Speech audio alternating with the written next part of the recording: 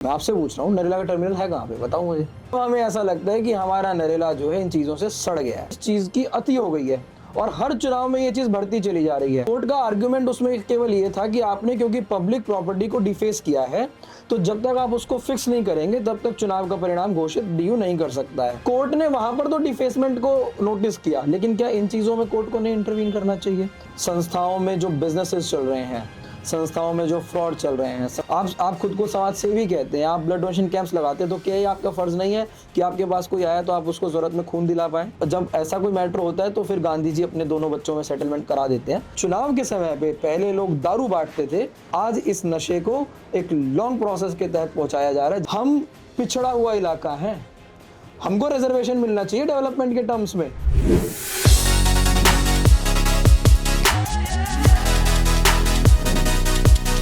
कहते हैं हर सवाल का जवाब होता है, बस उसे सही तरीके से पूछा जाए तो।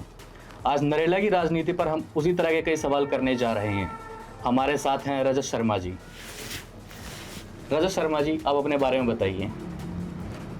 देखिए, रजत शर्मा पेशे से तो एक सॉफ्टवेयर इंजीनियर है और आउट ऑफ इंटरेस्ट मैं अपने आप को एक सोशल पर्सन मानता हूँ, सोशली अवेयर पर्सन मानता हूँ, जिसको अच्छा लगता है लोगों से मिलना, लोगों की यथासंभव मदद कर पाना, अपने क्षेत्र और अपने अधिकारों के प्रति जागरूक रहना।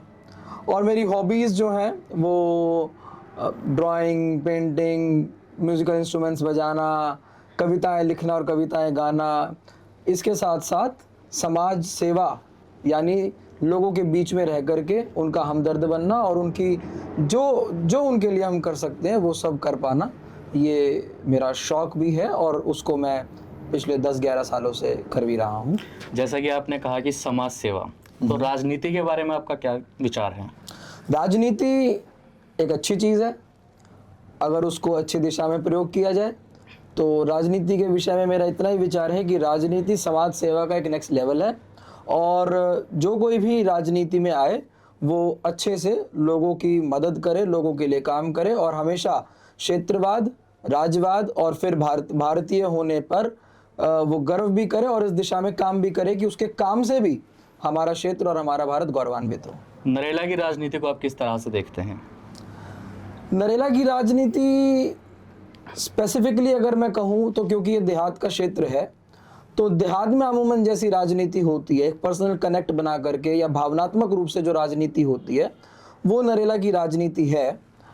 लेकिन बड़ा दुख होता है ये देख के पंकज जी कि लंबे समय से हम लोग क्योंकि भावनात्मक रूप से और मैं तो कहूँगा जातिगत आधार पे ज़्यादातर यहाँ की क्योंकि राजनीति अब चल रही है, तो इसका नुकसान हमें देखने को ये मिल रहा है कि नेता तो बदलते रहते हैं, पार्टियां बदलती रहती हैं, सत्ता भी बदलते रहती हैं, लेकिन हमारे क्षेत्र को बहुत लंबे समय से कुछ खास सरकारों से या यहाँ के लोकल नेताओं से मिला नहीं है। तो नरेला की राजनीति के बारे में मैं सिर्फ ये कह सकता हूँ फिलहाल कि यहाँ की राजनीति में भी बहुत स्कोप है, क्योंकि कुछ हुआ ही नहीं है। अभी एक ब्लैंक है, जिस ब्लैंक स्पेस को भरे जाने की ज़रूरत है। यहाँ पे कोई थोड़े बहुत गड्ढे भरने का काम जो कर देते हैं लोग, हम उसको अच्छा मान लेते हैं, लेकिन असल में अगर आप पूछेंगे तो इस क्षेत्र को अभी एक अच्छे और बेहतरीन नेता का इंतजार है जो वाकई यहाँ पे कुछ करके दिखाए और यहाँ के लोगों को कुछ मिल सके। अभी चुनाव आने वाले हैं और आपने रास्ते में आते हुए देखा होगा होर्डिंगें काफ़ी लगी हुई हैं। उन होर्डिंगों पे अलग अलग नेता हैं। उन नेताओं के बारे में आपका क्या कहना है? देखिए, नेताओं के बारे में तो मैं अभी कुछ कहने की स्थिति में नहीं हूँ, क्योंकि बहुत से नए लोग हैं जिन्होंने अभी अभी राजनीति में आने का सपना देखा है और जिस दिशा में वो काम कर रहे हैं। लेकिन होर्डिंग्स की बात आपने कही तो उसके लिए मैं ज़रूर कुछ कहना चाहता हूँ कि पूरा नरेला शुरू में ऐसा लग रहा था कि होर्डिंग्स से सज गया है। मैंने कुछ दिन पहले सोशल मीडिया पे भी इसको डाला, तो लग रहा था कि हमारा नरेला सज गया है, लेकिन उसके बाद दीवार पोस्टर, स्टिकर्स और ऐसी ऐसी चुनावी सामग्री लोगों ने टांग दी है जगह जगह पे। अब हमें ऐसा लगता है कि हमारा नरेला जो है इन चीज़ों से सड़ गया है।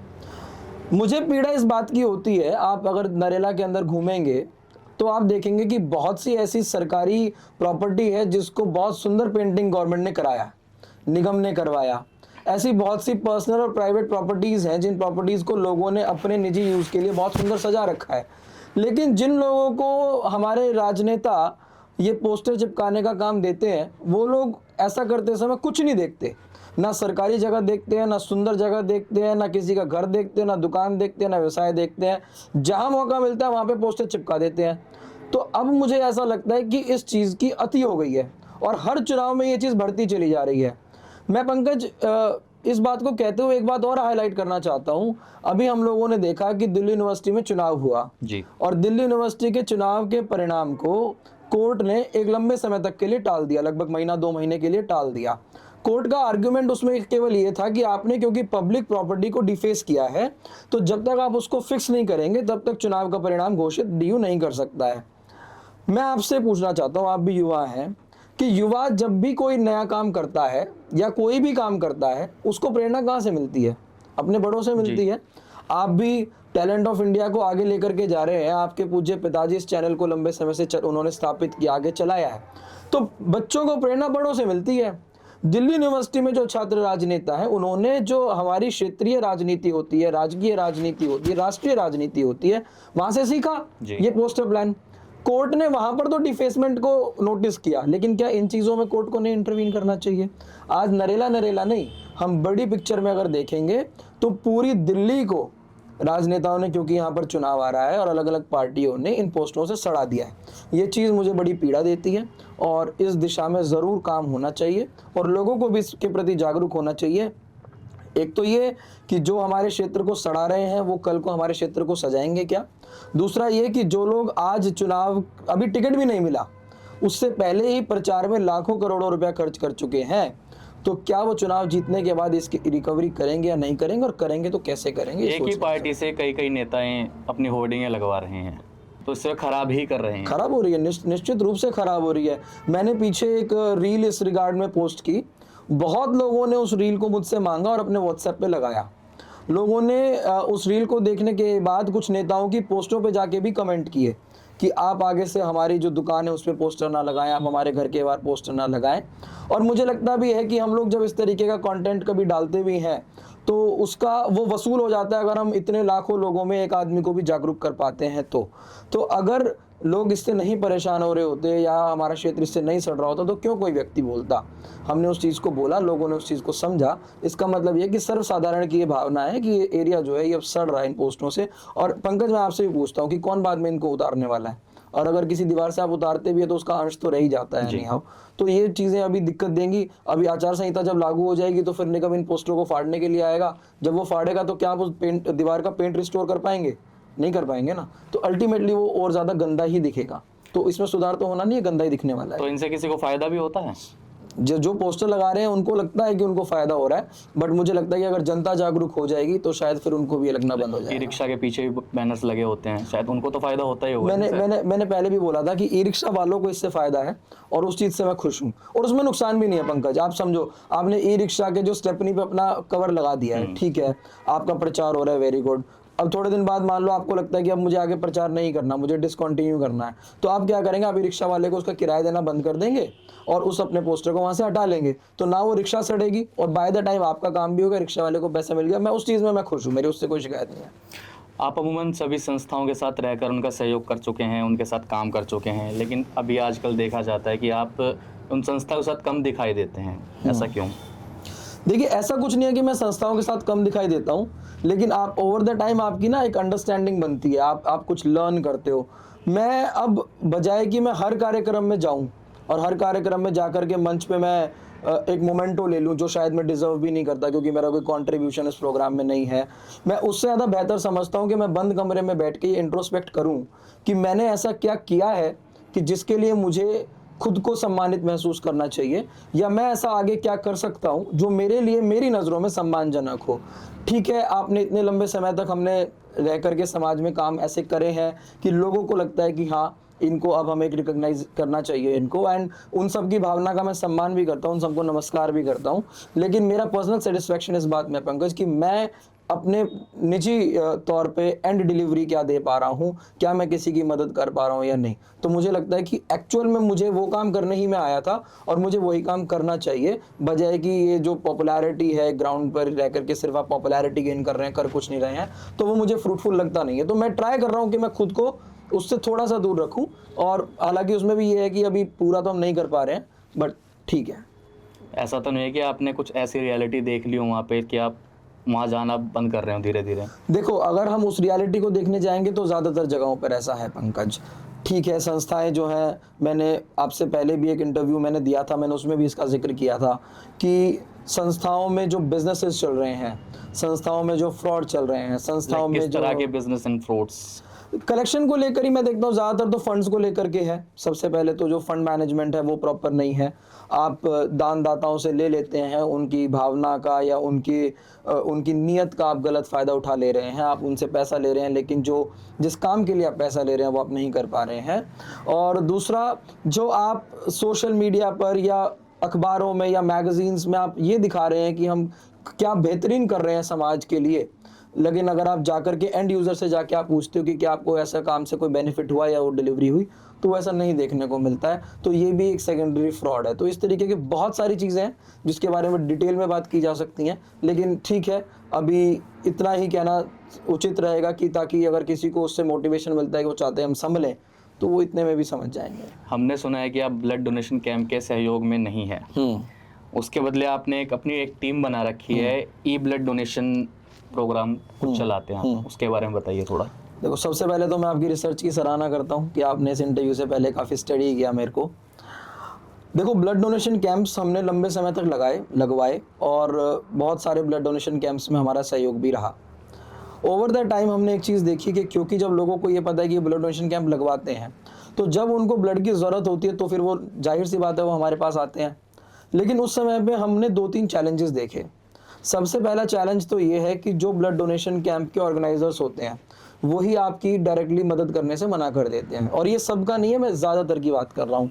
तो ऐसे में वो आपको कहते हैं कि आपको जो डोनर कार्ड मिला है वो लेके आप ब्लड बैंक चले जाओ, ब्लड अवेलेबल होगा तो वो आपको दे देंगे, उसके बदले में जो भी फिल्ट्रेशन चार्जेस और रेस्टोरेशन चार्जेस होते हैं वो आपसे वो ले लेंगे एंड ऑल दैट। बट क्या एक बंदा जिसने अभी ब्लड डोनेट नहीं किया है बट आज वो इमरजेंसी में है, आप खुद को समाज सेवी कहते हैं, आप ब्लड डोनेशन कैंप्स लगाते हैं, तो क्या ये आपका फ़र्ज़ नहीं है कि आपके पास कोई आया तो आप उसको ज़रूरत में खून दिला पाएँ?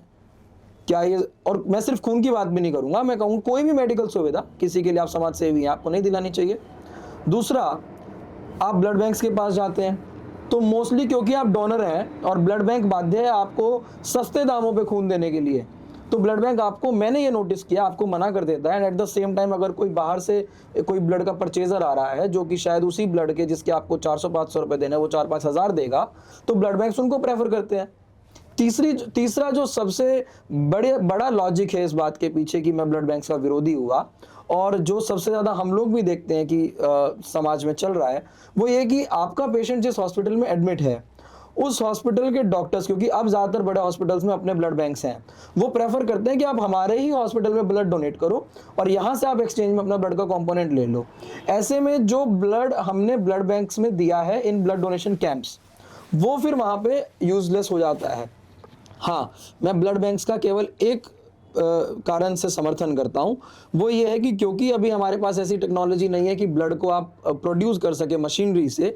ऐसे में चाहे सस्ते में मिले चाहे महंगे में, आपको इमरजेंसी में ब्लड बैंक से मिल जाता है।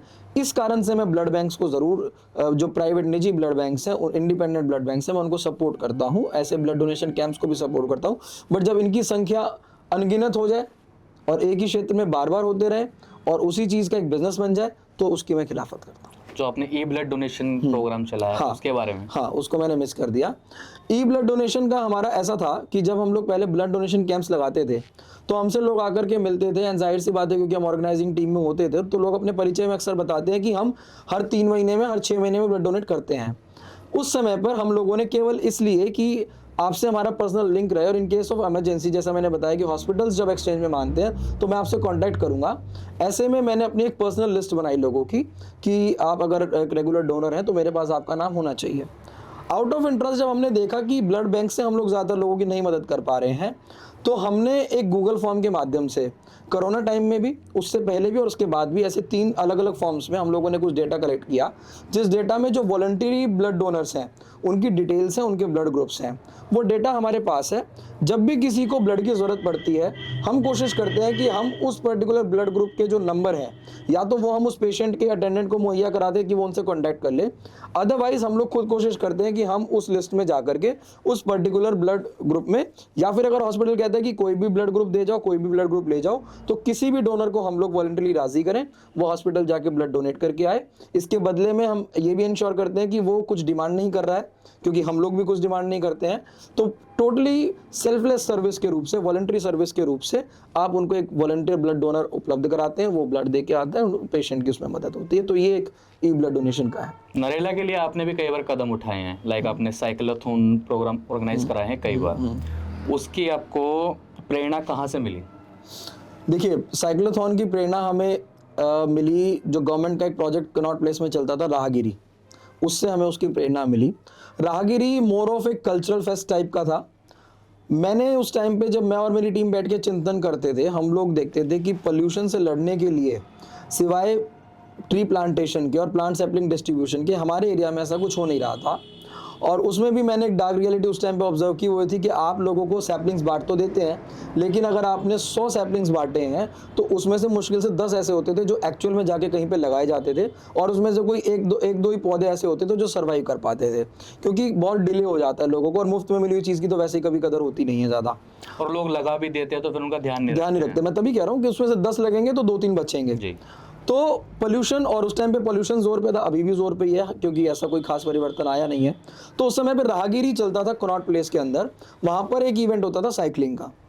मैं और मेरी टीम ने बैठ कर के हमने एक्चुअल में जो प्लान किया था वो राहगिरी को ही रेप्लिकेट करने का किया था, बट क्योंकि हमको लगा कि राहगिरी एक मोर ऑफ कल्चरल फेस्ट है, तो हमको कल्चरली नहीं, हमको एक सोलली इस पर्टिकुलर मैसेज पे रहना है कि हम एनवायरमेंटल कंजर्वेशन के मैसेज को लेकर के जाएं।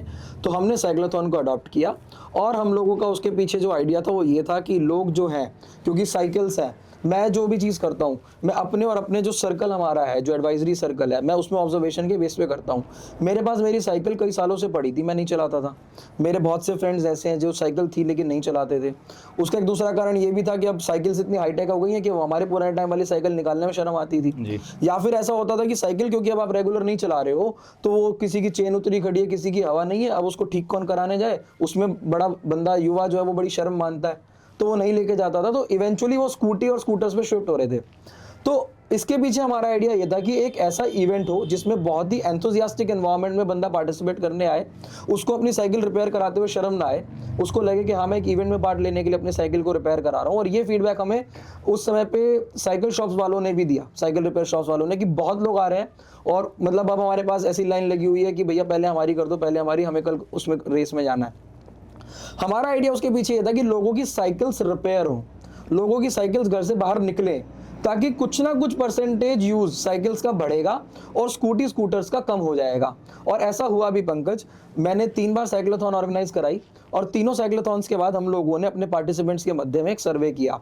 उस सर्वे से हमको ये पता लगता है कि जो बच्चों के पेरेंट्स हमें बताते हैं कि हमारे बच्चे ने साइकिल रिपेयर होने के बाद जब तक वो साइकिल दोबारा खराब नहीं हुई, कम से कम उस समय तक उस साइकिल का यूज किया है। अगर रेगुलर यूजेज में नहीं किया तो शौकिया रूप से दिन में 1 घंटा आधा घंटा चलाने के लिए उसने किया है, तो जिससे हेल्थ और पोल्यूशन दोनों के मैनेजमेंट में साइक्लोथॉन मदद कर पाई। तो साइक्लोथॉन के पीछे यही आइडिया है। और मैं ये नहीं, अब मैं ये इंश्योर तो नहीं कर सकता कि कोई 12 महीने साइकिल चला रहा है। तो रजत जी, कई सालों के इंतजार के बाद नरेला को मेट्रो मिलने जा रही है, लेकिन वो रेड लाइन मेट्रो है। आपको नहीं लगता कि अगर येलो लाइन मेट्रो आती तो उससे हमें, नरेला को और पड़ोसी जो राज्य हमारा हरियाणा, इससे काफ़ी फायदा होता? जब मेट्रो के मुद्दे की मांग लेकर के शुरू में संघर्ष समिति चालू हुई थी, वो येलो लाइन की मेट्रो ही थी, और अभी तक भी उस मांग से समिति जो है, या जितने भी लोग नरेला के हैं, वो उस मांग से पीछे हटे नहीं है। हम लोग अल्टीमेटली चाहते हैं कि येलो लाइन आए, ताकि यहाँ के जो लोकल रेजिडेंट्स हैं, एटलीस्ट नरेला और ये जो अपना जीटी रोड वाला बेल्ट है, उन लोगों को प्रॉफिट हो। क्योंकि अगर अभी नरेला के आदमी को गुड़गांव जाना है या अन्य क्षेत्रों में जाना है जो कि येलो लाइन पे पड़ते हैं मुख्यतः, जहाँ पर ज़्यादा प्रोफेशन है, ज़्यादा बिजनेसेस हैं, ज़्यादा कंपनीज़ हैं, तो वो रेड लाइन से ज़्यादा बेनिफिट होंगे नहीं, क्योंकि लंबा समय लगेगा। हालांकि एक सेफ मोड ऑफ ट्रांसपोर्ट तो मिलेगा, बट स्टिल गवर्नमेंट की अलग अलग फिजिबिलिटी रिपोर्ट्स हैं जो येलो लाइन के लिए किसी समय पे फेल हुई, बट रेड लाइन उनको ज़्यादा प्रॉफिटेबल लगी। दूसरा, क्योंकि इस मेट्रो के सैंक्शन में डीडीए का एक बड़ा पार्ट रहा है, तो डीडीए का क्योंकि जो विकास है वो ज़्यादातर अपने रेड लाइन वाले बेल्ट पे है, जिसमें रोहिणी आ गया, फिर उसके बाद आपका बरवाला आ गया, बवाना आ गया, इसके बाद में विशाल बाग है, फिर नरेला है, और फिर नरेला को क्रॉस करते हुए Singhu border and all that. तो वो डीडीए की फिजिबिलिटी वहाँ पर ज़्यादा पड़ी एंड गवर्नमेंट ने उसको सैंक्शन करने में जो एक बड़ा पॉइंट रखा है वो यही है कि क्योंकि नरेला की तरफ अब गवर्नमेंट को आवासीय योजनाओं को विस्तारित करना है, तो उस लिहाज से रेड लाइन को गवर्नमेंट ने ज़्यादा अभी प्रेफर किया है।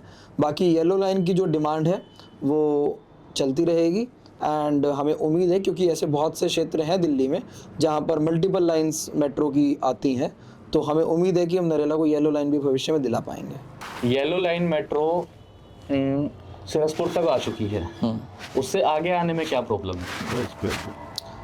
देखो, मुझे ऐसे टेक्निकली प्रॉब्लम्स आप काफ़ी टाइम से संघर्ष समिति के साथ जुड़े हुए हैं और आपने डॉक्यूमेंट्स काफ़ी पढ़े हुए हैं उनके, जो गवर्नमेंट की तरफ से रिप्लाई आते रहे हैं, तो उनमें भी दो चीज़ें मेंशन हुई होंगी। देखो, गवर्नमेंट ने एज सच कोई येलो लाइन को लेकर के कुछ ऐसा कमेंट नहीं है, हाँ, लेकिन हमने अलग अलग सोर्सेज में जो येलो लाइन का चैलेंज पढ़ा है वो मेनली फिजिबिलिटी और फाइनेंशियली, इन दो चैलेंजेस को गवर्नमेंट हमेशा कोट करती रही है। एक तो उनको लगता है कि जो मेट्रो है वो इस रूट पर बनाने में जो लागत आएगी वो ज़्यादा आएगी और उसको जो वहाँ से कमाई मेट्रो की होगी वो फिनेंशियली फिजिबल नहीं होगी मेट्रो के लिए। और कहीं ना कहीं शायद डिपार्टमेंट को ऐसा लगता है कि क्योंकि यहाँ से ज़्यादातर सवारी भी मेट्रो में नहीं जाएगी तो मेट्रो फाइनेंशियली घाटे में जा सकती है।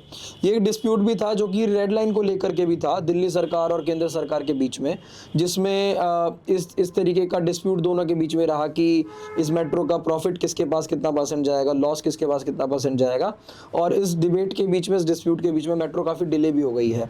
तो येलो लाइन को लेकर की भी वही चैलेंजेस हैं, बट हाँ, मैंने आपको बताया कि क्योंकि डीडीए का इंटरवेंशन इसमें ज़्यादा है तो रेड लाइन डीडीए के लिहाज से ज़्यादा प्रॉफिटेबल उनको लगती है, और ऐसा लगता है कि दिल्ली के बहुत से एरियाज़ जो रिमोट एरियाज़ में आ गए हैं, जो पीछे के गांव पड़ जाते हैं, वो इस लाइन से वो उसको बेटर सर्व कर पाएंगे। तो अभी रेड लाइन आ रही है, बाकी संघर्ष समिति का संघर्ष जो है वो येलो लाइन के लिए जारी रहेगा। चलो, मेट्रो तो आ चुकी है नरेला तक, अभी आई नहीं है बट आ जाएगी, आने वाली ही है। अगले 4 से 5 साल में मेट्रो तैयार हो ही जाएगी, जो कि एस्टिमेट टाइम दिया है गवर्नमेंट की तरफ से।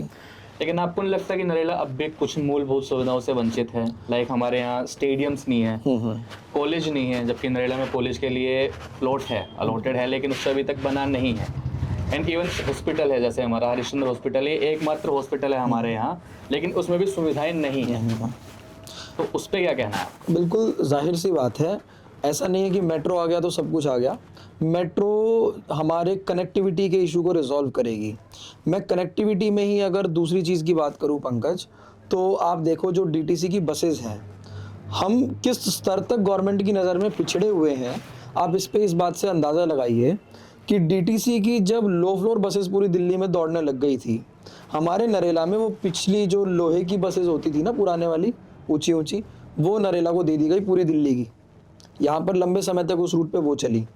जब दिल्ली को एसी लो फ्लोर्स मिल गई तब हमको ग्रीन लो फ्लोर्स मिली। जब दिल्ली के अन्य हिस्सों को ऑरेंज लो फ्लोर्स मिल गई तब उसके बहुत समय के बाद हमको ऑरेंज बसेस मिली। ब्लू बसेस भी दिल्ली के कई क्षेत्रों में चल चुकी थी, पुरानी हो चुकी थी, तब हमको ब्लू बसेस मिली। और अभी भी आप देखेंगे तो जो बसेस, एसी बसेस की संख्या है, मुझे ऐसा लगता है कि दिल्ली के अन्य इलाकों के मुकाबले कम है। ऑरेंज बसेस हमारे एरिया में ज़्यादा हैं। ये बात हुई कनेक्टिविटी की। फिर आप आ जाइए हेल्थ पे। एकमात्र हॉस्पिटल है हरिश्चंद्र हॉस्पिटल। पीछे आपको मामला पता भी होगा, जब एक रोड एक्सीडेंट के केस में हम लोगों का वहाँ डिस्प्यूट हुआ कि वहाँ पे एक तो डॉक्टरों की कमी, और जो डॉक्टर है वो रात में काम नहीं करना चाहते, वो पेशेंट वहाँ पर डेड हो गया। हमने उस मूवमेंट को चलाया तो हमें इतना दुख हुआ पंकज कि इस क्षेत्र के इतने लोगों ने सोशल मीडिया पे हमको अप्रोच किया जिनके साथ सिमिलर तरीके की घटनाएं हो गई, और कई साल पुरानी घटनाएं उन्होंने बताई, लेकिन कभी छोटी सी भी आवाज़ नहीं उठी। लोगों ने ये तक भी बताया कि ऐसे समय पे वो हमारे जनप्रतिनिधियों के पास भी गए, लेकिन किसी जनप्रतिनिधि ने भी उस आवाज़ को उठाने की ज़रूरत नहीं की, हिम्मत नहीं की और नीयत भी नहीं दिखाई। उसके बाद में आप हरिश्चंद्र हॉस्पिटल की एक और सच्चाई की तरफ जाएं कि चलिए, अगर डॉक्टर काम करना चाहते हैं ईमानदारी से, तो उनके पास ना तो प्रॉपर मशीनरी है उस काम को करने के लिए, ना ही पूरा प्रॉपर स्टाफ है, सारे डिपार्टमेंट्स ऑपरेशनल नहीं है। जैसे मैं आपको बता दूं, डेंटल डिपार्टमेंट यहाँ ऑपरेशनल नहीं है, और भी बहुत से डिपार्टमेंट है जो यहाँ पे बंद पड़े हैं। ENT भी ऑपरेशनल नहीं है। ENT ऑपरेशनल नहीं है। तो मतलब एक हॉस्पिटल के अंदर डिपार्टमेंट्स भी कैसे सीजनल हो सकते हैं, ये सोच के भी मन में व्यथा होती है कि यार आपके लिए एक इतना बड़ा हॉस्पिटल बना हुआ है, इतना बड़ा इंफ्रास्ट्रक्चर है, इतने सैकड़ों लोगों का स्टाफ है, तो यहाँ तो सारी सुविधाएं होनी चाहिए ना। और आपको पता है कि आसपास के इलाकों में, जिसमें इवन हरियाणा के भी कुछ गांव आ गए, दिल्ली के कई गांव आ गए, आप वो इसी एक हॉस्पिटल पर रिलाई करते हैं। मेरे पास ऐसे सैकड़ों वाक़ये हैं पंकज, जहाँ पर हार्ट के विशेष रूप से पेशेंट्स थे, क्योंकि आप जानते हैं आजकल हार्ट की डिजीज़ बहुत बढ़ रही है कोरोना के बाद से। वो इस हॉस्पिटल में जाते हैं, वो पेशेंट्स नहीं बच पाते, क्योंकि वो प्राइमरी सुविधाएं भी यहाँ पर नहीं है कि आप उस पेशेंट को कम से कम इतना भी जीवा दें कि वो हायर सेंटर तक चला जाए। ज़्यादातर केसेस में वो यहाँ पर जो है हायर सेंटर में भेज देते हैं। प्रेगनेंसी के ऐसे बहुत सारे केसेस हैं, अगर रेगुलर आपका इलाज यहाँ से नहीं चल रहा या आपकी डेट यहाँ के डॉक्टर्स के रिकॉर्ड से मैच नहीं करती, तो वो आपको हायर सेंटर रेफर कर देते हैं। एक महिला के लिए वो कितना पीड़ा का समय होता है, क्या वो अंदाज़ा हमारे डॉक्टर्स को और ऑफिसर्स को नहीं है क्या? तो मेडिकल के लिहाज से इस हॉस्पिटल में कोई सुविधा नहीं है। ये हॉस्पिटल तो केवल हमारी मजबूरी है कि अगर कोई इमरजेंसी का केस हो जाता है तो आपके पास इसके अलावा कोई ऑप्शन ही नहीं है, सिर्फ ये सोच के कि प्राइमरी रिलीफ मेरे पेशेंट को मिल जाए, फिर मैं किसी प्राइवेट सेंटर पे चला जाऊं, इस उम्मीद में हर पेशेंट यहाँ पे जाता है, बाकी सब भगवान भरोसे। इमरजेंसी में भी जो लोग जाते हैं वहाँ पर, उनका भी ट्रीटमेंट नहीं हो पाता वहाँ। इवन गुंडागर्दी दिखाई जाती है, लाइक जो लास्ट इंसिडेंट था आप लोगों के साथ जो हुआ था, उसमें भी डॉक्टर की तरफ से गुंडागर्दी ही दिखाई गई। बिल्कुल। हालांकि सब डॉक्टर्स ऐसे नहीं होते, मैं खुद डॉक्टर्स की फैमिली से आता हूँ, तो मैं डॉक्टर्स पे मेरा पूरा यकीन, मेरा पूरा भरोसा है। बट हाँ, वो दुखद वाकया हमारे साथ ज़रूर हुआ। और उसमें एक चीज़ ये भी है कि देखिए, डॉक्टर्स की कमी तो यहाँ पे है ही, फिर मशीनरी की कमी है, तो सुविधाओं की कमी है, तो उसके चलते वो नहीं पेशेंट्स को सर्व कर पाते हैं। तो एक लार्जर पिक्चर में अगर हम देखें तो वो पर्टिकुलर डॉक्टर और उसके अलावा हॉस्पिटल की जो पूरी मशीनरी है, और उससे भी ज़्यादा दुखद बात ये है पंकज कि डॉक्टर्स ने अपनी विफलताओं को ढकने के लिए बाद में जो हमारे साथी हैं रवीश, उन पर उल्टा केस डाल दिया कि आपने सरकारी काम में बाधा डाली। अरे आप एक पेशेंट को आपने अटेंड नहीं किया, वो पेशेंट वहाँ एक्सपायर हो गया, फिर अपनी जिम्मेदारी से भागने के लिए आप उन लोगों पे पुलिस केस लगा रहे हैं जो लोग आपको वहाँ पर कह रहे हैं कि आप अपने काम को ईमानदारी से करें। तो कितना मतलब ये ट्रैजिक है, कितना दुखद है, आप इस बात का अंदाज़ा लगाएं। फिर आ जाइए मोहल्ला क्लिनिक्स पे। गवर्नमेंट ने दावे किए मोहल्ला क्लिनिक्स हैं, कितने मोहल्ला क्लिनिक्स हमारे एरिया में ऑपरेशनल है, और उसमें क्या पेशेंट का फुटफॉल है? एक बार उस डाटा को आप उठा करके देखिए, कुछ नहीं है यहाँ पे। मैं ये नहीं, दिल्ली के हालांकि ज़्यादातर मोहल्ला क्लिनिक्स की हालत ख़राब है, लेकिन हमारे यहाँ तो हालत ख़राब क्या है, मतलब उस हालत को कभी देखा भी नहीं। मोहल्ला क्लिनिक्स तो कभी खुले भी नहीं देखे मैंने। हाँ, मतलब एक आधा कोई क्लिनिक ऐसा है जो हमें पता है कि उस लोकेलिटी पे है, बट वो ऑपरेशनल है या नहीं उसका कोई अंदाज़ा भी नहीं है। पेशेंट निकलता घुसता हमने वहाँ कभी देखा नहीं है। अब इसके बाद में बात आ जाती है पंकज डिस्पेंसरीज की। आप डिस्पेंसरीज से पहली बात तो ज़्यादा एक्सपेक्ट ही नहीं करते कि उनके पास ज़्यादा कोई मशीनरी या इस तरीके की चीज़ें होंगी। आप जब ग्राउंड पे जाते हैं तब आप देखते हैं कि वाकई वहाँ पे मशीनरी छोड़िए, डॉक्टर्स की भी कमी है, और डॉक्टर यदि हैं तो दवाइयाँ वहाँ पे ज़्यादातर नहीं है। आप अपने पर्चे को अगर आप लेके जाते हैं तो वहाँ पे ज़्यादातर वो आपकी दवाइयों को नॉट अवेलेबल करके देते हैं। तो डिस्पेंसरीज के मामले में हम पीछे रह गए। तो इस तरीके से जो मेडिकल सुविधा, और प्राइवेट हॉस्पिटल्स पे आप चले जाइए तो प्राइवेट हॉस्पिटल हालांकि अपनी मर्जी से चलते हैं, लेकिन मुझे लगता है कि मिनिमम जो चीज़ें हैं वहाँ पर वो चीज़ें इमरजेंसी सिचुएशन में भी होनी चाहिए। ऐसा गवर्नमेंट का मुझे आइडिया नहीं कोई पैरामीटर है या नहीं है, लेकिन ऐसा एक क्वालिटी चेक इन हॉस्पिटल्स पे भी होना चाहिए कि बेयर मिनिमम चीज़ें एटलीस्ट इन हॉस्पिटल्स में हो। रात के समय में हम देखते हैं कि डॉक्टर्स तो नहीं ही होते हैं, तो जो स्टाफ वहाँ नर्सिंग स्टाफ होता है वो मैक्सिमम आपको एक इंजेक्शन देने तक की सुविधाएं रखता है, वो भी नहीं लगता कई बार। तो हाँ, वो हमने भी कई बार फेस किया है कि जब भी हम किसी पेशेंट को लेके गए हैं या हमें भी कई बार कोई दिख गया रोड पे जो कि एक्सीडेंट हुआ है जिसका, हम उसको लेके जाते हैं तो उसको इंजेक्शन भी नहीं दिया जाता टाइम से। हमें आधा घंटा हो जाता है वेट करते करते कि मैम इन्हें इंजेक्शन दे दीजिए, वो भी नहीं दिया जाता। तो मैं वही कह रहा हूँ, तो अल्टीमेटली लॉस किसका है? हमारे क्षेत्र के लोगों का है। अगर एक भी जीवन हमारे इलाके का या आसपास के इलाके का केवल इसलिए जा रहा है कि दिल्ली में रहते हुए भी हमारे पास मेडिकल सुविधाएं नहीं है, इससे ज़्यादा शर्म की बात क्या हो सकती है पंकज? ये एक क्षेत्रवासी के रूप में मैं कई बार सोचता हूँ। एक है हमारा मुद्दा नरेला में जाम का। नरेला का जाम कम नहीं हो रहा। पहले कहा जा रहा था कि अंडरपास में फ्लाईओवर बन जाएगा जिससे कि नरेला का फाटक वाला जाम मिट जाएगा, लेकिन फ्लाईओवर बन गया, उसके बाद भी नरेला जाम से मुक्त नहीं हुआ है। देखो, आप फ्लाईओवर से क्या एक्सपेक्ट कर रहे थे? फ्लाईओवर की इससे हमारी एक्सपेक्टेशन ये थी कि जो हमारा हैवी ट्रैफिक है, जो इंडस्ट्रियल एरियाज में जा रहा है, ट्रक टेम्पू है, वो उससे यूज़ करेंगे। वो तो वहाँ से चले गए, बट जो हमारी डीटीसी की बसेज हैं, आप देखो कि पहले के मुकाबले आज डीटीसी की जो बसेज हैं, और डीटीसी की भी नहीं, दिल्ली ट्रांजिट की जो बसेज हैं, जो ऑरेंज कलर की बसें, वो कितनी बढ़ गई है उनकी संख्या। तो वो ये कि आपने कुछ बड़े व्हीकल्स को बाहर से भेजा, लेकिन कुछ दूसरे बड़े व्हीकल्स को आपने अंदर घुसा दिया। एक फैक्टर तो वो है। दूसरा फैक्टर ये है कि जो ट्रैफिक पुलिस तो यहाँ पे कहीं पे मैनेज करती है नहीं। अगर कभी वो खड़ी भी दिखेगी तो चालान की नियत से खड़ी आपको दिखेगी, वो भी तब जब ऊपर से कोटा पूरा करने का आदेश होता है। तो ट्रैफिक की मूवमेंट को चलाने के लिए कोई यहाँ पे है नहीं। एक आधा होमगार्ड कोई मिलता है, वो भी वॉलंटरी जो उस काम को कर रहा है, बट उनकी ज़्यादातर लोग सुनते नहीं है, आपने भी नोटिस किया होगा। तो ट्रैफिक अपनी मर्जी से चल रहा है। डिवाइडर के दोनों तरफ दोनों तरीके का ट्रैफिक चल रहा है। सड़कों का अतिक्रमण बहुत ज़्यादा है, दुकानदारों का इंक्रोचमेंट हो गया, फिर रिक्शा वालों का, रेडी वालों का, ये इंक्रोचमेंट बहुत ज़्यादा है। तो बहुत ही मिसमैनेज्ड है, और उसको मैनेज करने की नीयत दिखाने वाला ना तो कोई अफसर है, ना कोई राजनेता है। और हम और आप लोग जाकर के किससे सिंह उल जाए, इस मजबूरी के बीच में ये जो नरेला के मेन रोड का ट्रैफिक जाम है वो चल रहा है। दूसरा, सिंगू बॉर्डर, क्योंकि वो सिंगू बॉर्डर अभी पार्शियली ओपन है, तो वहाँ पर बॉर्डर के फ्लाईओवर को चढ़ने से पहले हमेशा आपको जाम मिलेगा। उस जाम से बचने के लिए कुछ लोग प्याऊ मनियारी का रोड यूज़ करते हैं, कुछ लोग पीछे नाथुपुर का कॉरिडोर यूज़ करते हैं, कुछ लोग सफियाबाद से आते हैं, एंड अल्टीमेटली ये जो सारा ट्रैफिक है वो मर्ज हो जाता है नरेला के अंदर आकर के। तो अगेन फिर आप उस ट्रैफिक की समस्या को कैसे सुलझेंगे जब आपका डायरेक्ट हाईवे से जाने वाला ट्रैफिक नरेला से घूम करके जाएगा। तो इस तरीके की जो मिसमैनेजमेंट है उससे नरेला अभी उसको मैनेज नहीं कर पा रहा है, एंड इस कारण से नरेला के लोगों को जाम से जूझना पड़ रहा है। इस मैनेजमेंट में पोल किसका है, मतलब किसकी वजह से ये चीजें हो रही हैं? एडमिनिस्ट्रेशन का और लीडरशिप का।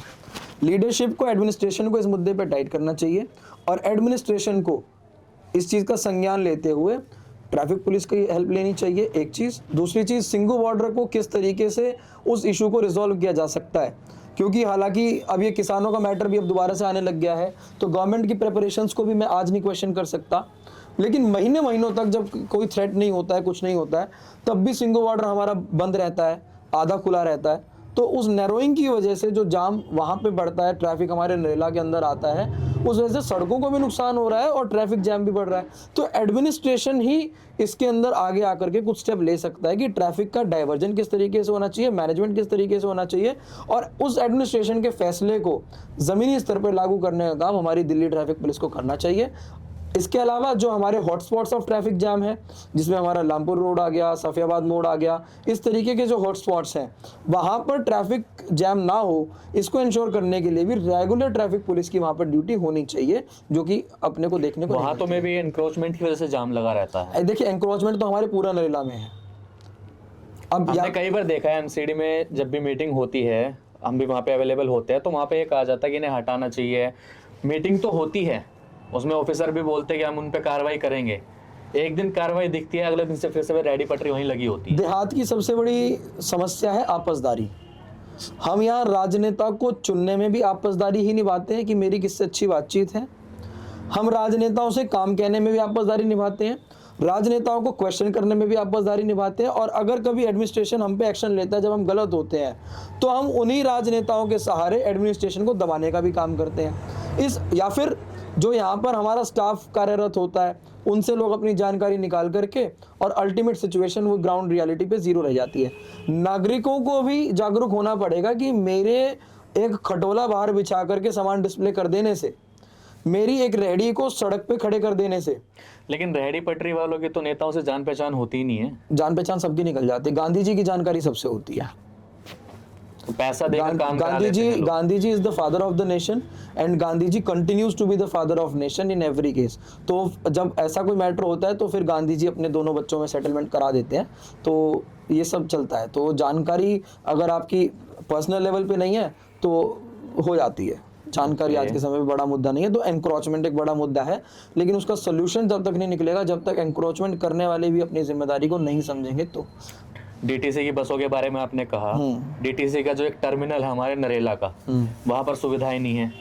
वहाँ पर अगर बारिश आ जाती है तो यात्रियों के लिए वहाँ स्टैंड नहीं बने हुए, इवन वहाँ पर शौचालय नहीं है, जो कि मेन प्रॉब्लम होती है, क्योंकि हजारों लोग वहाँ से ट्रैवल करते हैं, महिलाएं ट्रैवल करती हैं, लेडीज ट्रैवल करती हैं वहाँ पे, तो वहाँ शौचालय नहीं है एक। उसके बारे में क्या कहेंगे? मेरा पहला क्वेश्चन तो ये कि नरेला का टर्मिनल है कहाँ पे?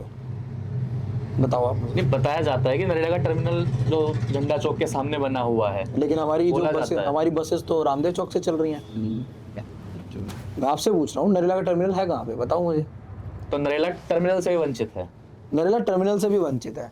आप ये कह सकते हो कि नरेला टर्मिनल के नाम पे आपने धरानी जोहड़ के इलाके को मार्क तो कर दिया, लेकिन वहाँ पे टर्मिनल कहाँ है ये चीज़ कभी किसी ने सोची? कोई बाउंड्री नहीं है, कुछ नहीं है, आपने एक वहाँ पे एक वो सर्विस प्रोवाइडिंग हट रख दी डीटीसी की, वो टर्मिनल बन गया। मतलब शौचालय छोड़ो, टर्मिनल ही नहीं है पहली चीज़ तो। फिर आप शौचालय पे आ जाइए, आप एमसीडी की वेबसाइट पे जाइएगा, आपको होम पेज पे एक डॉक्यूमेंट मिलेगा जहाँ पे पूरी दिल्ली में कहाँ कहाँ निगम के शौचालय हैं वो सूची आपको मिलेगी। मैंने कुछ ही दिन पहले वो सूची डाउनलोड करके पढ़ी है। हमारे नरेला में बहुत सारी जगह ऐसी जहाँ पे बताया है कि निगम के शौचालय हैं, लेकिन ऐसा वेबसाइट पे बताया है। जब आप ग्राउंड पे जाकर के देखेंगे तो या तो वहाँ पे शौचालय आपको मिलेगा नहीं, या फिर वो बंद मिलेगा, या फिर अगर वो खुला भी है तो वो वर्किंग कंडीशन में नहीं मिलेगा। तो नरेला में कहीं शौचालय नहीं है। ये स्वच्छ भारत अभियान की आवाज़ आपको रोज़ सुबह केवल जो कूड़े की गाड़ी आती है उसके गाने में सुनने को मिलेगा। इसके अलावा स्वच्छ भारत अभियान नरेला में कहाँ चल रहा है ये आप मेरे को नहीं बता सकते। पंकज, मैं आपसे पूछ लूँ कि डस्टबिन कहाँ हैं गवर्नमेंट के, आप मुझे नहीं बता पाएंगे। मैंने आपसे शौचालय पूछूंगा, आप मुझे नहीं बता पाएंगे। मैंने आपसे टर्मिनल पूछा, आप नहीं बता पाए। तो अपने पास कुछ है नहीं। ये तो बस ये है कि हम लोग मुद्दा है, उस मुद्दे पे काम कोई कर नहीं रहा है। तो वॉशरूम्स नहीं है, टर्मिनल्स नहीं है, डस्टबिन्स नहीं है। आगे बताइए क्या बताना है। तो एक है रेलवे स्टेशन का। हाँ, यहाँ पे कई सारी ट्रेन है जो नहीं रुकती आके। हाँ। इवन रेलवे स्टेशन पे अभी कुछ काम चालू हुआ है, लेकिन वो पूरा नहीं हुआ। मैं उसमें भी आपके पास आता हूँ। रेल रुके ये दूसरा मुद्दा है, स्टेशन बने वो पहला मुद्दा है। काम चालू हुआ था वहां पर। वो काम कब से चल रहा है मैं ये पूछ रहा हूँ आपसे। वो कब के टेंडर हैं? उससे पहले एक बार पिछले हमारे एमपी साहब ने काम चालू कराया था, वो काम पूरा नहीं हुआ था। अब वो काम जो उन्होंने कराया था कुछ ही महीनों में उस काम को तोड़ के वहाँ पे पुनर्निर्माण चालू हो गया। पहली बात तो वेस्टेज ऑफ फंड हुआ है due to lack of planning, या फिर क्योंकि आपके एक सुपर प्लान ने पिछले प्लान को ओवर रूल कर दिया। तो पहली बात तो वो वेस्टेज ऑफ फंड्स हुआ। दूसरी बात, उस फंड्स के वेस्टेज के बाद भी अगर वो काम होना है तो उस काम में प्रगति क्यों नहीं दिखाई दे रही, ये प्रश्न पूछना चाहिए। मैं आपसे और आप जैसे बहुत से जागरूक पत्रकारों से भी निवेदन करता हूं कि बजाय कि हम केवल ये कवर करें कि आज कहां पर सांस्कृतिक कार्यक्रम हुआ है, उससे ज़्यादा ज्वलंत मुद्दा ये है, और मैं सराहना करूंगा ऐसे पत्रकारों की जो जाकर के रेलवे अथॉरिटीज़ से ये पूछेंगे कि इस काम की डेडलाइन क्या है, इस काम के अंदर आप लोगों के क्या टारगेट्स हैं, और ये काम इतना डिले क्यों चल रहा है।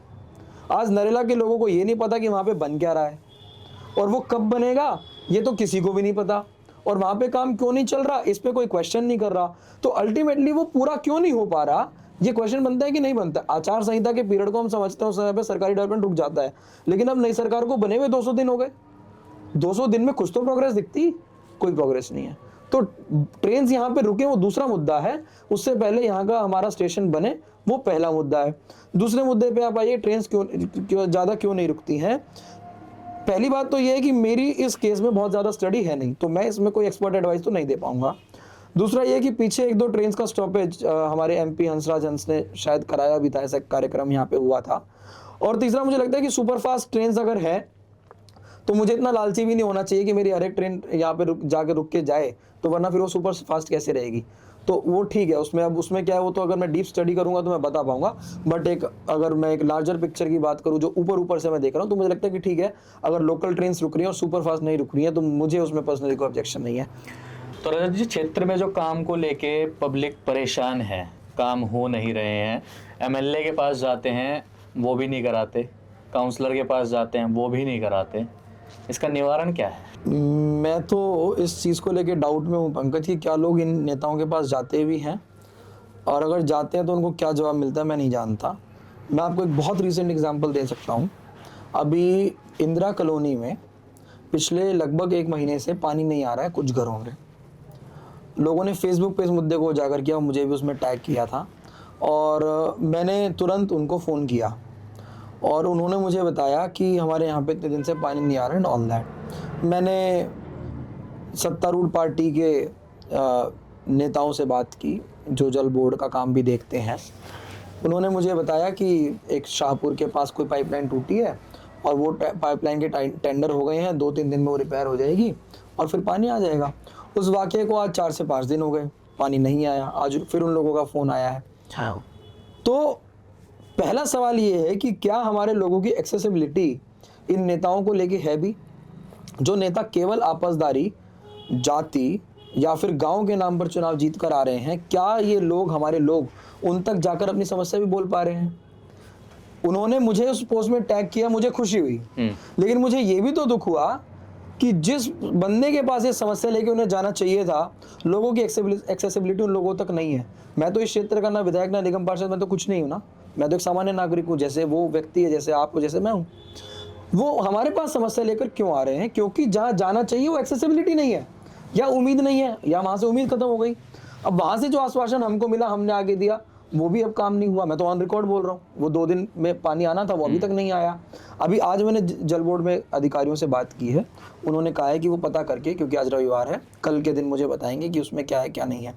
मेरे कहने का मतलब तात्पर्य ये है कि लोगों की एक्सेसिबिलिटी नेताओं तक नहीं है तो नेता काम नहीं कर रहे।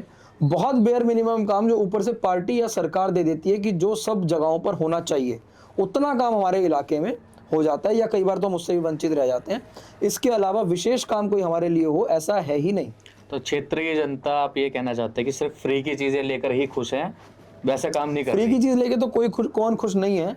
पूरी दिल्ली फ्री की चीजों के ऊपर वोट कर रही है आज के टाइम पे, और वो सही है या गलत है, मैं उस चीज में नहीं जाना चाहता। पहले तो ये कहा जाता था कि केजरीवाल फ्री की चीजें बांट रहा है, फ्री का ही चीजें कर रहे हैं, अब भी फ्री की रेवड़ियां बांट रहे हैं वे, और इसी तरह से बीजेपी वाले कर रहे हैं कि वो आटा चक्की पहुंचवा रहे हैं, घरों तक पानी पहुंचा रहे हैं, आटा पीस के दे रहे हैं, लाइटें लगवा रहे हैं। अभी आपका कंपैरिजन गलत है पंकज। आपने 2 अलग चीजों को कंपेयर किया। एक जगह पे आप जो फ्रीबीज बता रहे हैं वो गवर्नमेंट की है, दूसरी तरफ आप जो फ्रीबीज बता रहे हैं वो एम्बिशियस पॉलिटिशियंस की है। तो इन 2 को तो नहीं कंपेयर कर सकते, लेकिन मैं दोनों सेक्टर्स को टच करूंगा। आपने बात की है, तो पहली चीज़ तो है कि जो गवर्नमेंट की फ्रीबीज हैं, तो आप ये देखिए कि शुरू केजरीवाल ने किया, बट अब देश के अलग अलग हिस्सों में, चाहे वो बीजेपी हो, चाहे कांग्रेस हो, चाहे आम आदमी हो, चाहे और भी कोई क्षेत्रीय पार्टीज हों, वो लार्जली फ्रीबीज पे डिपेंड हो गई हैं, क्योंकि उन्होंने देखा कि जितनी लार्जर विक्ट्री केजरीवाल की आम आदमी पार्टी की दिल्ली के अंदर हुई, जिसका एक सबसे बड़ा कारण केवल ये फ्रीबीज थे, इस राजनीतिक मॉडल को अब ज़्यादातर पार्टीज़ ने अपना लिया है। और देश और केंद्र के परिप्रेक्ष्य में देखें तो जो फ्री अनाज गवर्नमेंट कोरोना काल के बाद से अब लगातार कंटिन्यू करती चली जा रही है, वो भी उसका एक हिस्सा है। तो फ्री की रेवड़ियाँ, इसका इल्ज़ाम अब एक व्यक्ति या पार्टी पे तो नहीं लगा सकते, वो अब सब पे ही जाएगा। दूसरा, आपने कहा कि जो पानी के टैंकर और ये सब चीज़ें आप पहुंचा रहे हैं, तो उसमें, उस संदर्भ में मैं यही कह सकता हूं कि लोगों को, ठीक है, आप जो फ़ायदा पहुंचा रहे हैं उसके लिए साधुवाद, आपको मैं लोगों की तरफ से धन्यवाद देता हूं कि आप चुनाव से 4-5 महीने पहले ये दे रहे हैं। लेकिन लोगों को ये चीज़ समझनी चाहिए कि ऐसा तो कोई भी व्यक्ति नहीं है ना जो क्षेत्र में अभी आया है, ऐसा भी कोई व्यक्ति नहीं है कि जिसकी लाइफ में कोई लाइफ चेंजिंग मोमेंट आया और वो तब से समाज सेवी बन गया। फॉर एग्जांपल, अगर आज मैं कोई रोड एक्सीडेंट देखूं और वहाँ पे कोई व्यक्ति ये घोषणा कर दे कि भैया मैं तो यहाँ पे एक साइन बोर्ड लगाऊंगा ताकि कोई भी गाड़ी डिवाइडर में जाके ना घुसे, जिसकी हमारे क्षेत्र में बहुत ज़रूरत है। और ये मेरा सुझाव भी है, जितने भी हमारे एम्बिशियस राजनेता हैं वो एक काम ज़रूर करें कि जितने डिवाइडर्स नरेला में है ना, आप वॉलंटरली वहाँ पर साइन बोर्ड ज़रूर लगा दे, रिफ्लेक्टर्स, ताकि कोई एक्सीडेंट ना हो। हम रोज़ देखते हैं।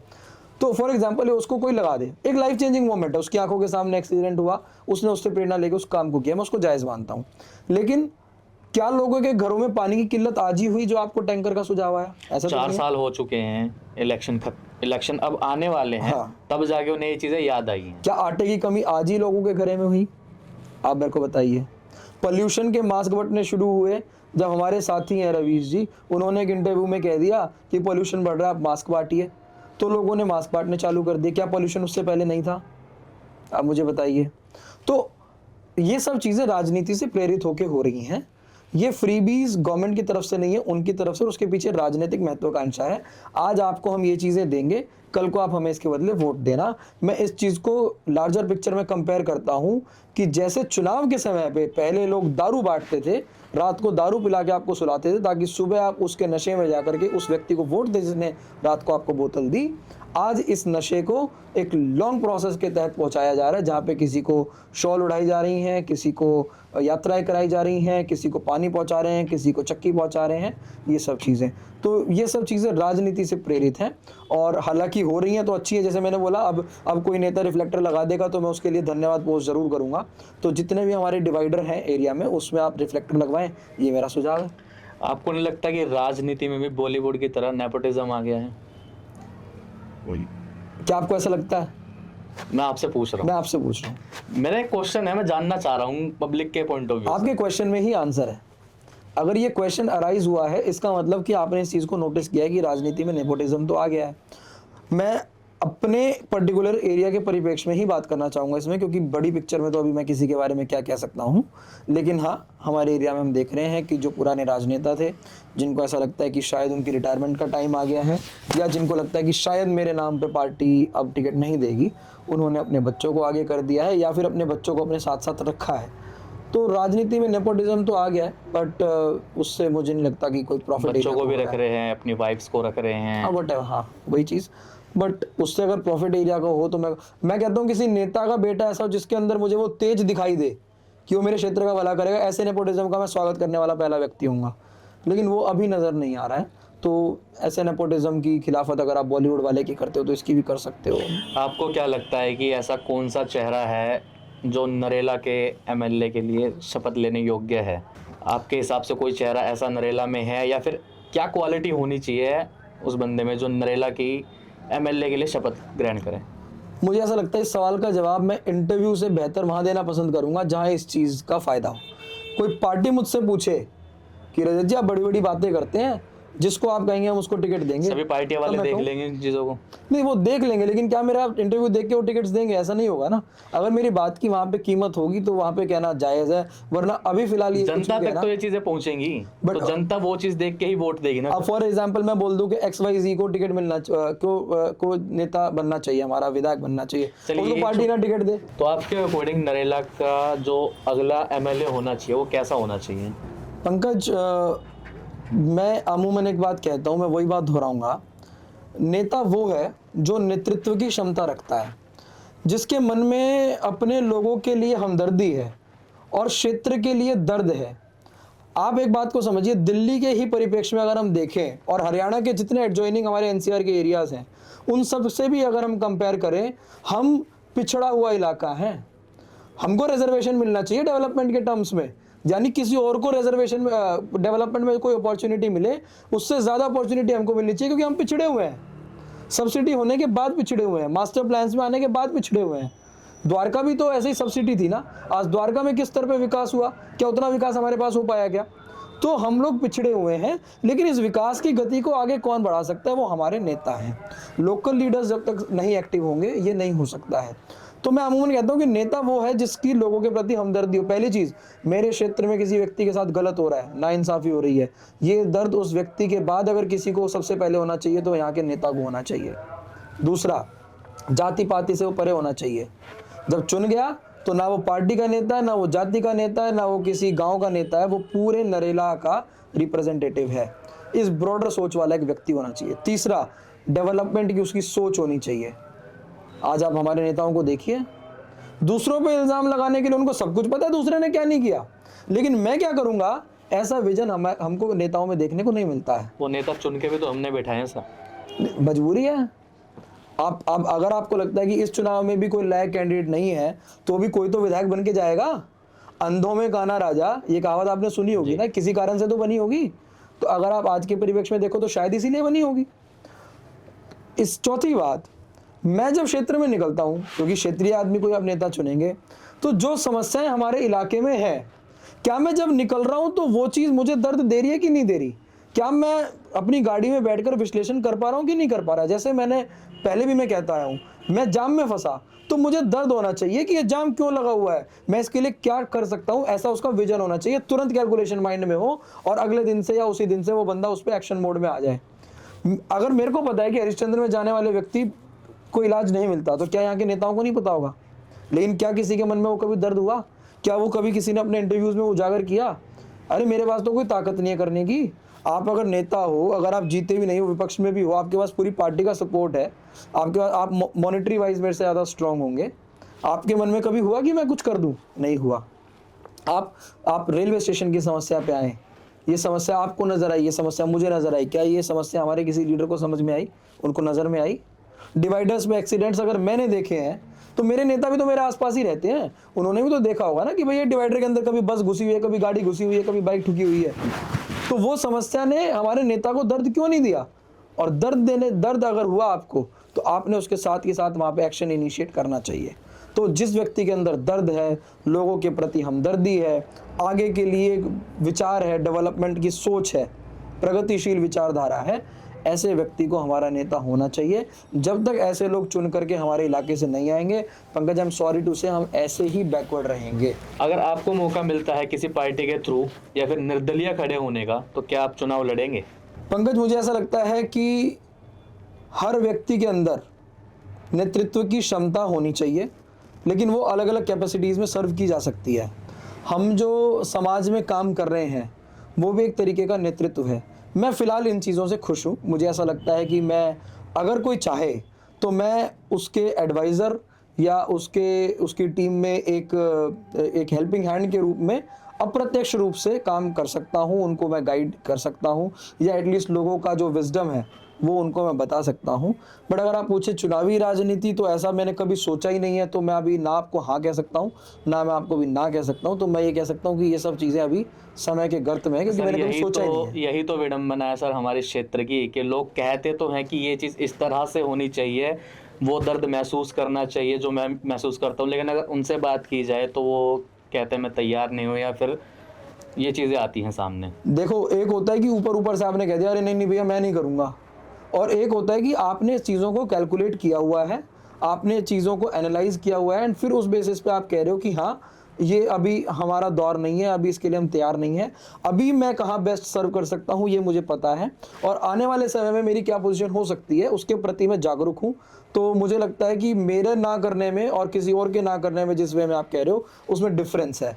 अगर नरेला की जनता चाहे कि रजत शर्मा हमारा नेतृत्व करे, तो क्या आप चुनाव लड़ेंगे फिर? जनता चाहे तो फिर तो क्या नहीं कर सकती। जनता ने तो चाह के चाय वाले को प्रधानमंत्री बना दिया, तो जनता की चाहत के सामने तो कुछ नहीं है। तो ये थे हमारे साथ रजत जी, जो अच्छे प्रवक्ता हैं, एक वक्ता हैं। अभी आपने इन्हें सुना, और नरेला क्षेत्र की जो समस्या है उनके बारे में जानने के लिए, उन समस्याओं के निदान के लिए हम आगे भी लोगों से बात करते रहेंगे। धन्यवाद पंकज जी, और मैं शुभकामनाएं देना चाहता हूं आपके इस नई पॉडकास्ट की सीरीज़ को, और मैं अपने आप को बहुत प्रिविलेज समझता हूं कि इस सीरीज़ की शुरुआत करने के लिए आपने मुझे चुना। तो बहुत शुभकामनाएं आपको और आपके चैनल को भी। Thank you so much.